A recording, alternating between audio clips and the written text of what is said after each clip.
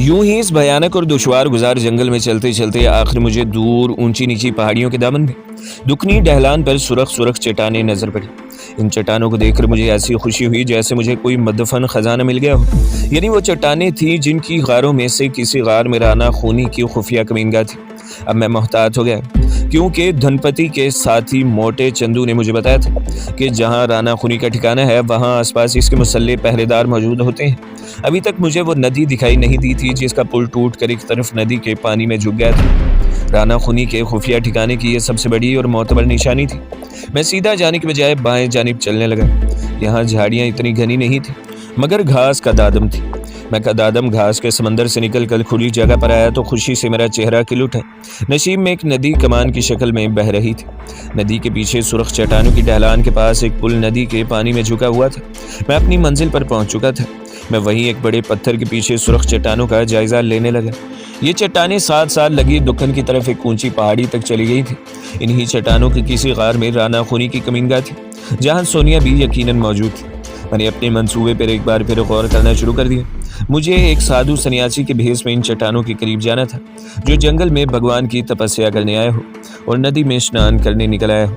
मैं अपने मंसूबे पर भी गौर कर रहा था और सुरख चट्टानों की तराई में फैली हुई सरसब्ज झाड़ियों और छोटे छोटे घने दरख्तों को भी देख रहा था। एक जगह मेरी आंखें रुक गई। मैं 2 इंसानों को झाड़ियों में से निकलकर नदी की तरफ आते देख रहा था। इनमें से एक लड़की थी जिसने सुरख साड़ी पहन रखी थी और इसके स्याह बाल खुले हुए थे। दूसरा एक आदमी था जिसने राइफल कांधे पर डाल रखी थी कि इसका एक पल्लू इसकी ठोड़ी से होता हुआ इसके कानों की तरफ चला गया था। क्या ये सोनिया है? मेरा दिल जोर से धड़क उठा। मगर इस लड़की का रंग गहरा सांवला था और बाल भी लंबे और स्याह थे। सोनिया का रंग सफ़ेद और बाल छोटे और भूरे थे। फिर ये लड़की कौन थी? राइफल बरदार आदमी यकीनी तौर पर राना खूनी का कोई साथी था। राइफल बरदार आदमी रुक गया। इसने नदी की तरफ इशारा करते हुए लड़की से कुछ कहा जो मैं ना सुन सका। फिर पलट कर पीछे चला और झाड़ियों में गायब हो गया। सुरख साड़ी वाली सांवली सी लड़की वहीं रुक गई। वो अपने पीछे इन झाड़ियों की तरफ देख रही थी जिधर राइफल बरदार चला गया था। चंद लम्हे इधर उधर देखने के बाद लड़की नदी में बैठकर नहाने लगी। मैं चुपचाप बैठा ये मंजर देख रहा था और सोच रहा था कि ये लड़की कौन हो सकती है। लड़की बार बार डुबकी लगाकर अपने सर को धो रही थी। जब इसने अच्छी तरह से स्नान कर लिया तो बैठे बैठे नदी से निकलकर किनारे पर आई। बालों को जोर जोर से झटकने लगी। इतने में वही राइफल बरदार आदमी झाड़ियों में से निकलकर इसके करीब आया और चलने का इशारा किया। लड़की बालों को निचोड़ती हुई खामोशी से इसके आगे लगकर चलने लगी। फिर दोनों जिधर से आए थे उधर ही चल दिए। जब वो दोनों मेरी नज़रों से ओझल हो गए तो मैंने सुरख चट्टानों की तरफ देखा। वहाँ मदम होती हुई धूप इसलिए नहीं पड़ रही थी कि ये चट्टानें सूरज के सामने नहीं थी। सूरज इनकी अकब में था। मुझे अब बेहद एहतियात की ज़रूरत थी। बिलाशुबा इस इलाके में राना खूनी के मुसल्ले पहरेदार मौजूद थे। साधु सन्यासी के लिबास में होने की वजह से मुझे कुछ एतमाद भी था और किसी वक्त ये ख्याल भी आ जाता कि ये वहशी खूनख्वार किस्म के लोग हैं। क्या अजीब मुझे खातर में न लाएं और किसी तरफ से गोली आकर मेरा काम तमाम कर दें। इसी ख्याल से मैं ओलख निरंजन का नारा भी नहीं लगा रहा था। इसी तजब्जुब और कश्मकश में गिरफ्तार मैं इस तरफ चलने लगा जिधर नदी में लड़की थोड़ी देर पहले नहा रही थी। जंगली बेल बूटियों में गुजर कर मैं नदी पर आ गया। फिर मैं इसी तरफ मुड़ गया जिधर लड़की राइफल बरदार आदमी के साथ गई थी। यहाँ जंगली झाड़ झंकार ने एक सरसब्ज सुरंग सी बना दी थी। मैं अब गर्दन उठाए एतमाद से चल रहा था जैसे मैं साधु संत हूँ और जंगल में नदी पर मुंह हाथ धोने या पानी पीने आया था। आखिर वही हुआ जिसका मुझे खदशा था। झाड़ झंकार की सुरंग में से गुजरते हुए झाड़ियों की टहनियाँ मेरे चेहरे को लग रही थी जिन्हें मैं हाथ से हटाते हुए आगे बढ़ रहा था। फिर अचानक किसी ने पीछे से आकर एकदम से मुझे अपने बाजुओं में जकड़ लिया। दूसरे आदमी ने मेरे सर पर कपड़ा डालकर इस तरह कस डाला कि मेरी गर्दन घुटने लगी। मैंने चिल्लाकर कहा, ओलख निरंजन, साधु सनतों को तंग करोगे तो लूमड़ी का जन्म पाओगे। मेरे इस जुमले को इन दोनों आदमियों पर कोई असर न हुआ। मैं अगर चाहता तो बड़ी आसानी से इनको ज़मीन पर गिरा सकता था मगर मैं चाहता था कि ये लोग मुझे राना खूनी की कमीनगाह तक ले चलें। लेकिन मुसीबत ये थी कि मेरी गर्दन के गिर्द लिपटी हुई चादर को मजीद कसा जाने लगा। मैंने दोनों हाथ उठा लिए और बोला, विष्णु भगवान के सेवक को तंग न करो बाबा। गर्दन में लिपटी हुई चादर ज़रा ढीली हो गई। एक आदमी ने कहा, खामोशी से हमारे साथ चलो, आवाज़ निकाली तो गोली मार दूंगा। मैंने यही गनीमत जाना कि गर्दन का शिकंजा कम हो गया था। मेरा मुंह अभी तक चादर में ढका हुआ था। मैंने कहा, मुझे नज़र नहीं आएगा तो मैं चलूंगा कैसे? मेरे मुंह पर से चादर का पल्लू हटा दिया गया मगर यह चादर एक रस्से की तरह अभी तक मेरी गर्दन में ही पड़ी थी। अब मैंने अपने इर्द गिर्द 2 आदमियों को देखा। स्याह रंगत और सुरख आंखों वाली ये 2 लंगोट पोश खूनख्वार किस्म के आदमी थे। एक ने मेरी गर्दन के गिर्द लिपटी हुई चादर को रस्से की तरह बट कर अपने दोनों हाथों में ले रखा था और दूसरे ने अपनी राइफल मुझ पर तान रखी थी। तुम इधर क्या करने आए हो? मैंने कहा, बाबा लोग, हम साधु सन्यासी हैं, जंगल जंगल घूम फिर कर भगवान की तपस्या करते हैं। इस आदमी ने राइफल के नाल से मुझे टहोका दिया और तुर्श लहजे में कहा, बड़े देखे हैं तेरे जैसे साधु संत चल आगे को। जंगल के मुख्तलिफ नशीबो फराज में से गुजार कर ये दोनों आदमी जब मुझे झाड़ झंकाड़ की सुरंग में से बाहर लाए तो उन्होंने चादर से मेरी आंखें ढांप दी और मुझे धकेलते हुए आगे बढ़े।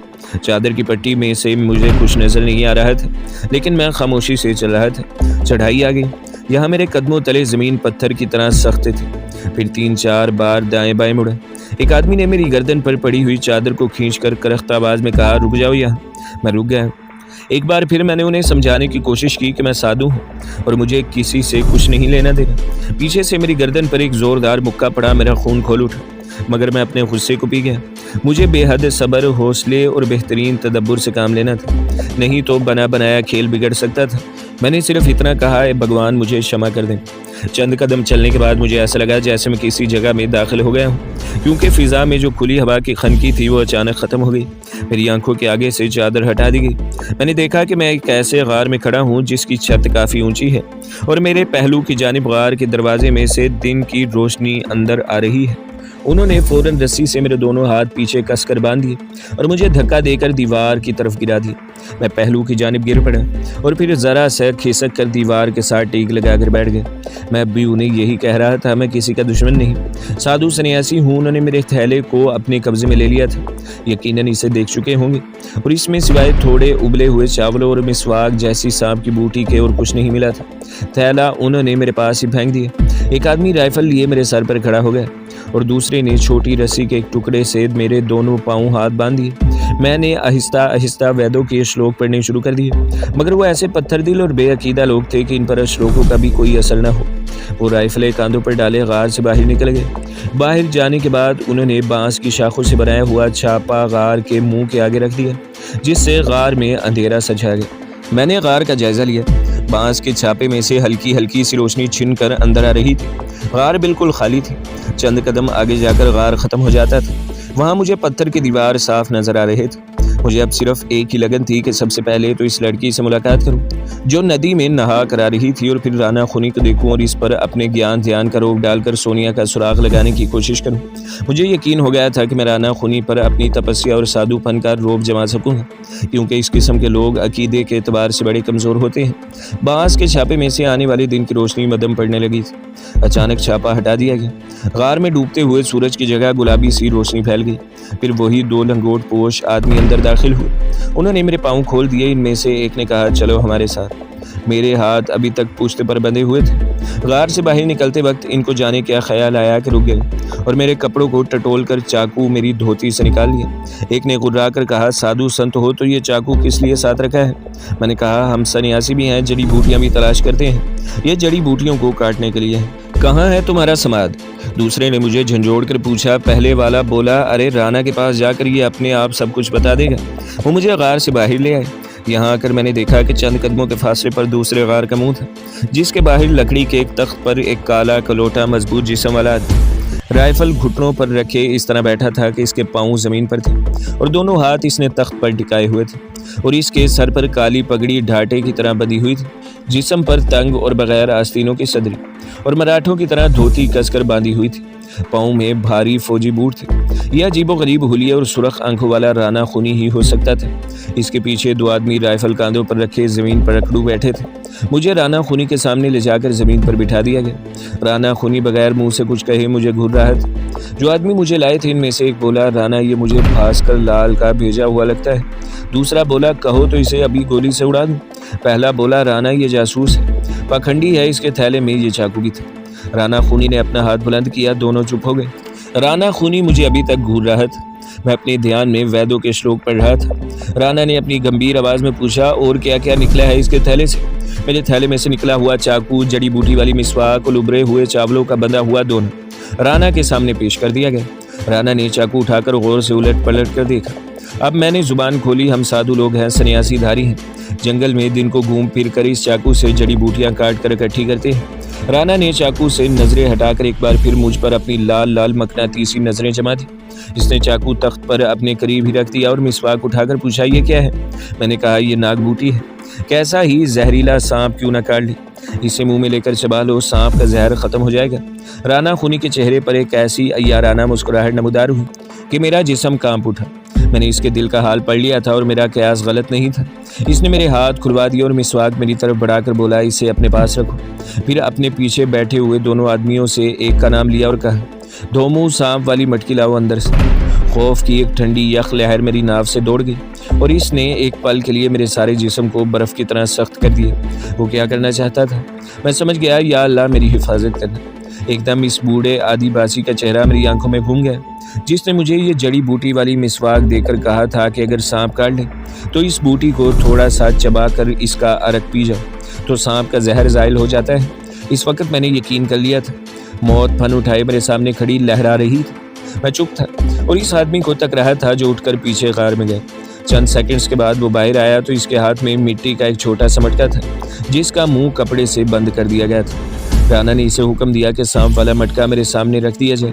ऐसा ही किया गया। मटके के मुंह पर मोटा कपड़ा रस्सी से बांध रखा था। अब राना मेरी तरफ मुतवज्जा हुआ और मटकी की तरफ इशारा किया और बोला, मटके में एक जहरीला नाग है जो मेरे आदमियों ने कल ही तराई में पकड़ा है। मटके में हाथ डालकर सांप से अपने आप को डसवाओ, फिर अपनी इस नाग बूटी से अपना इलाज करके दिखाओ। अगर ये बूटी सच्ची निकली तो तुम भी सच्चे सन्यासी हो गए। मैं तुम्हें कुछ नहीं कहूँगा और मेरे आदमी अपनी हिफाजत में जंगल में छोड़ाएंगे। मटके को खोल कर इसमें पूरा हाथ डालो। एक लम्हे के लिए तो मेरे हवास मुख्तल हो गए। जंगल और सुरख चट्टानें और इनकी खूनी वहशियों के चेहरे मुझे घूमते हुए नजर आने लगे। राना खूनी ने अपनी राइफल की नाल का रुख मेरी तरफ कर दिया और बोला, अगर तुमने मटके में हाथ ना डाला तो इसका मतलब होगा कि तुम थानेदार भास्कर लाल के भेजे हुए जासूस हो और मैं तुम्हें गोली से उड़ा दूंगा। राना ने अपनी बंदूक का सेफ्टी केज चढ़ा दिया। नाल का रुख मेरे चेहरे की तरफ था। जहरीले जंगली सांप वाला मटका मेरे सामने धरा था। नाम निहाद सांप के त्रियाक वाली मिसवाक मेरे हाथ में थी और मौत मेरे सामने खड़ी थी। दूसरा कोई रास्ता नहीं था। मटके में भी मौत थी, सामने भी राइफल की शक्ल में मौत थी। भाग नहीं सकता था। दाएं बाएं भी राना खूनी के आदमी राइफलें लिए खड़े थे। मैंने दिल ही दिल में आयतल कुर्सी पढ़नी शुरू कर दी। कभी ख्याल आता कि मेरा खुदा मुझे बचा लेगा, कभी ख्याल आता कि सांप के डसने से मैं हलाक हो जाऊंगा और आदिवासी बूढ़े की जड़ी बूटी मेरी जान नहीं बचा सकेगी। खौफ व अंदेशे की एक लहर गुजरती तो दूसरी आ जाती कि नहीं, खुदा मुझे बचा लेगा, ये जड़ी बूटी अपना असर दिखाएगी, ज़रूर असर दिखाएगी। आखिर यही तो वो बूटी थी जिसके अरक ने मेरे सामने ही इस आदिवासी को अच्छा कर दिया था, जिसे सांप ने डस लिया था। ये यहाँ भी ज़रूर असर करेगी। मुझे अल्लाह का नाम लेकर इस इम्तिहान में छलांग लगा देनी चाहिए। इंशाल्लाह मैं कामयाब रहूँगा और फिर राना खूनी मेरा गुलाम बन जाएगा और मुझे सोनिया का सुराग लगाने में कोई दिक्कत नहीं होगी। मैं इसका खोज लगा सकूँगा। राना खूनी की गंभीर आवाज़ बुलंद हुई। वो तामुल में कह रहा था, मैं 3 तक गिनूंगा, अगर तुमने मटके में हाथ न डाला तो गोली चला दूंगा। एकदम से मेरा खून गर्म हो गया। मुझे अपने जिस्म में अजीम तरीन कुव्वत का एहसास हुआ। मुझे ऐसा लगा जैसे मैं दुनिया का मजबूत तरीन इंसान हूँ। मैंने मिसवाक वाली जड़ी बूटी को मुंह में डालकर तोड़ा। इसका टुकड़ा दांतों तले दबाकर चबाना शुरू किया। इसके साथ ही मटके के मुंह पर बंधी हुई रस्सी खोलकर कपड़ा हटा दिया।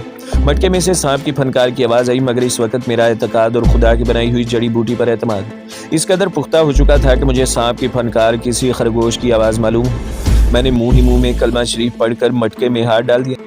इस वक्त बूटी का कसैला जायका मेरे मुंह में घुल गया था और मेरे हाथ के ऊपर वाले हिस्से पर अंगूठे के करीब सांप का मुंह जोर से टकराया और ऐसी चुभन हुई जैसे किसी ने सुई चुबो दी हो। मैंने जल्दी से हाथ बाहर खींच लिया। मेरे हाथ पर अंगूठे के करीब खून का एक कतरा याकूत की तरह चमक रहा था। सब मेरी तरफ दहशत अंगेज नज़रों से तक रहे थे। इन सबको यकीन था कि अभी मेरा जिस्म नीला पड़ जाएगा, सारे बदन पर छाले पड़ जाएंगे और मुँह से झाग निकलने लगेगी और मैं मर जाऊँगा। मुझे अपने जिस्म में शदीद गर्मी महसूस हुई, जैसे किसी ने मेरे खून में खोलता हुआ पानी शामिल कर दिया हो। मैंने ज़ोर ज़ोर से बूटी को चबा कर इसका अरक निकलने लगा। बूटी बड़ी सच्ची थी। इसका अरक बड़ी तेज़ी से निकल रहा था, जिसका जायका इंतहाई तलख था। मैं आलती पालती मार कर बैठ गया था। राना खूनी के एक आदमी ने लपक कर मेरे अंगूठे वाली जगह पर सांप डसने का निशान देखा और चिल्लाया, राना, सांप ने डस लिया है। राना ने बंदूक की नाल नीचे कर ली। इसके आदमी ने मुंह बंद करके इसे वहीं पड़ा रहने दिया। मेरे कानों में शां शां की आवाज़ें आ रही थी। जिस्म ढीला पड़ने लगा। मैंने अपने हाथों की उंगलियां हिलाई तो वो सुस्त पड़ गई। जैसे वो सो गई। मैंने बूटी का दूसरा टुकड़ा तोड़ा तो इसे भी जोर जोर से चबाना शुरू कर दिया। मेरे जबड़े भी सख्त होने लगे। मैं समझ गया कि बूटी नाकाम साबित हुई है और अब अल्लाह ही है जो बचा सकता है। मैं मर रहा हूँ। मैं दिल में कलमे का विर्द करने लगा, साथ ही बूटी का रख भी चबा चबा कर निकलने लगा। मेरी आंखें बंद थी, अंधेरे में नीले पीले तारे नाच रहे थे। फिर यूँ महसूस हुआ कि जैसे जबड़े की सख्ती कम हो रही है। मैंने उंगलियां हिलाई, अब वो भी जैसे नींद से जाग उठी थी। बदन में खुशी और उम्मीद की एक लहर दौड़ गई थी। खुदा ने मेरी जान बचा ली थी। बूटी का रख सांप के जहर को ज़ायल कर गया था। फिर मेरे जिस्म की हालत ऐसी हो गई जैसे जिस्म की तपश और उंगलियों और जबड़े की ईंटें कम हो गई थी। मैंने आंखें खोल दी। मुझे सुरख चट्टानों के ऊपर नारंगी रंग का आसमान दिखाई देने लगा। मशरिक में सूरज गुरूब हो रहा था। राना खूनी अपने तख्त के पास उठकर खड़ा हो गया और बंदूक के सहारे झुका हुआ मुझे गौर से देख रहा था। इसके राइफल बरदार साथी भी ज़मीन पर बैठे मेरी तरफ देख देख कर हैरान हो रहे थे। इनके चेहरे बता रहे थे कि वो मुझसे मरूब हो चुके हैं। खुदा ने मुझ पर सबसे बड़ा करम किया था कि मेरी जान बचा ली थी। अगर इत्तेफाक से मुझे ये बूटी आदिवासी बूढ़े से लेने का ख्याल ना आता तो आज मैं अपनी ये सच्ची दास्तान लिखने के लिए जिंदा ना होता। मैं उठकर खड़ा हो गया। राना खूनी ने बंदूक तख्त पर फेंक दी, दोनों हाथ बांध कर बोले, महाराज हमें क्षमा कर दें, आप सच्चे सन्यासी जोगी हैं। राना खूनी ने मुझे अपने पास तख्त पर बड़ी इज्जत से बिठाया और मेरे लिए दूध और घी लाने का हुक्म दिया। वो बोला, महाराज भास्कर लाल हमारा दुश्मन है। हम चोर डाकू नहीं हैं, हम अपनी मर्जी से यहाँ आज़ाद ज़िंदगी बसर कर रहे हैं। हम किसी को कुछ नहीं कहते, बस ये चाहते हैं कि यहाँ हमें कोई तंग न करे। फिर इसने मुझसे नाग बूटी लेकर एक बार इसे उलट पलट कर देखा और बोला, महाराज ये किस जंगल में मिलती है? मैं बूटी के फूक को अभी तक चबाए जा रहा था। अब सिर्फ मेरे अंगूठे पर इस जगह हल्की हल्की सी चुभन हो रही थी जहाँ सांप ने काटा था। मैंने कहा, ये आंध्र प्रदेश के जंगलों में नहीं मिलती। मेरे गुरुजी ये मेरे लिए कैलाश पर्वत से लाए हैं। वो कहने लगा, महाराज जिस सांप ने आपको डसा था वो इस इलाके का सबसे ज़्यादा जहरीला नाग है। हमारे पास इस किस्म के 4 नाग हैं जो हमने अपने दुश्मनों के लिए बंद कर रखे हैं। आप सच्चे सन्यासी साधु हैं, क्या मैं आधी बूटी ले सकता हूँ? मैंने बूटी इसके हाथ से ले ली, इसे आधा तोड़ा और इसे देते हुए कहा, राना ये तुम्हारे बाकी ज़िंदगी के लिए काफ़ी है। इसने बूटी अपनी सदरी की जेब में डाली और हाथ बांध कर मेरा शुक्रिया अदा किया। इतने में इसका आदमी साथ वाले गार से एक प्याले में दूध और घी गर्म करके ले आया था। मैं पीना तो नहीं चाहता था, मगर मैंने अपनी दश्त नूरदी में सुन रखा था कि अगर सांप के कांटे से आदमी किसी तरह बच जाए तो इसे दूध और घी गर्म करके ज़रूर पीना चाहिए। मैं प्याला पी गया। दूध और घी बिल्कुल असली थी और इनमें से खालिश दूध और खालिश घी की अलग अलग खुशबू आ रही थी। राना हाथ बांधकर बोला, महाराज अब हुक्म दे तो मेरा आदमी आपको आपके स्थान तक जंगल में छोड़ाएगा। इसने मेरा थैला भी मेरी खिदमत में अदब से पेश कर दिया, जिसमें मेरा चाकू था। इसने मेरे सामने डाला था। मेरा स्थान कहाँ है जहाँ मैं जाता? दिल में खूनी राना को मुखातिब करते हुए कहा, अब तो बेटा यही मेरा स्थान है। अब तो सोनिया को यहाँ से लेकर ही स्थान पर जाऊँगा। मैंने मुस्कुराकर कहा, राना हम तुम्हारी सेवा से खुश हुए हैं।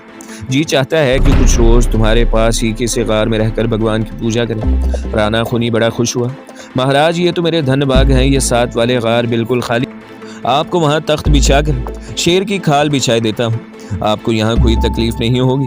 मैंने एक हाथ इसे आशीर्वाद देने के लिए अंदाज में उठाया और कहा, राना तुमने हमें सामान दिया है, तुमसे प्रसन्न हुए हैं, बस गार के बाहर हमारे लिए आग का मचान लगा दे। इसने हाथ बांधकर बड़ी आजिज़ी से कहा, महाराज मुझे क्षमा करें, हम यहाँ बाहर अलाव रोशन नहीं कर सकते। आप तो जानते हैं हमारे दुश्मन को हमारे ठिकाने का पता चल जाएगा। आपके तख्त के गिर्द हम मच्छरदानी तान देंगे। मैं समझ गया वो ठीक कह रहा था। आंध्र प्रदेश की पुलिस इसकी तलाश में होगी। जाहिर है वो एक मफरूर था। मैंने मुस्कुराकर कहा, कोई बात नहीं, हम वैसे ही करेंगे जैसा तू चाहेगा। गार में हमारे स्थान लगा दिए गए थे, अब हम भगवान की पूजा पाठ करेंगे।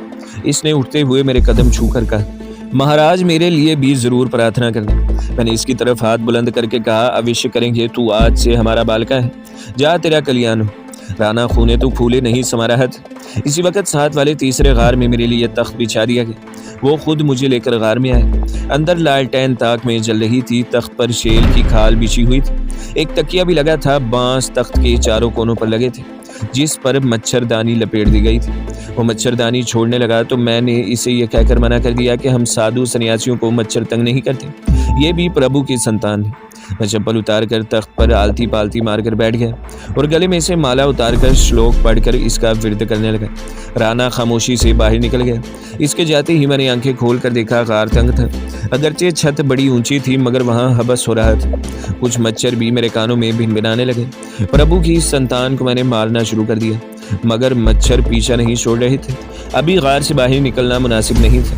मैं इन लोगों पर अपना असर ज़ाइल होते गवारा नहीं कर सकता था। सब्र करके वहीं बैठा रहा। आहिस्ता आहिस्ता बाहर रोशनी कम होती गई। फिर शाम का अंधेरा फैल गया। इतने में राना के 2 आदमी मेरे लिए कॉफ़ी लेकर आए और पूछा कि महाराज कॉफ़ी पियेंगे। मुझे कोई हैरानी ना हुई क्योंकि मैं जानता था कि लोग चाय की जगह कॉफ़ी का इस्तेमाल करते हैं और इलाके की देहात में भी कॉफ़ी कसरत से पी जाती है।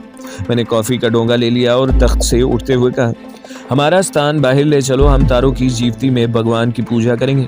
इस वक्त मेरा तख्त गार से निकालकर बाहर खुली फिजा में गार के दहाने के सामने लाकर बिछा दिया गया। यहाँ मच्छरदानी भी छोड़ दी गई। मैं तख्त के सामने पत्थरों पर बैठ गया और ओलख निरंजन का नारा बुलंद करके कॉफ़ी पीने लगा। लालटेन बाहर नहीं लगाई गई थी। मैंने देखा कि साथ वाले दोनों गारों के अंदर ही लालटेन रोशन थी। बाहर कोई लालटेन या कहीं भी आग नहीं जल रही थी। खाना भी गार के अंदर ही आग जलाकर पकाया जा रहा था। जब रात हो गई तो राना खूनी मेरे पास आकर बैठ गए। राइफल अब भी इसके कांधे पर पीछे को लगी हुई थी। मैंने इससे संसार और माया की बातें शुरू कर दी। अंधेरे में इसकी आंखें सांप की आंखें मालूम हो रही थी।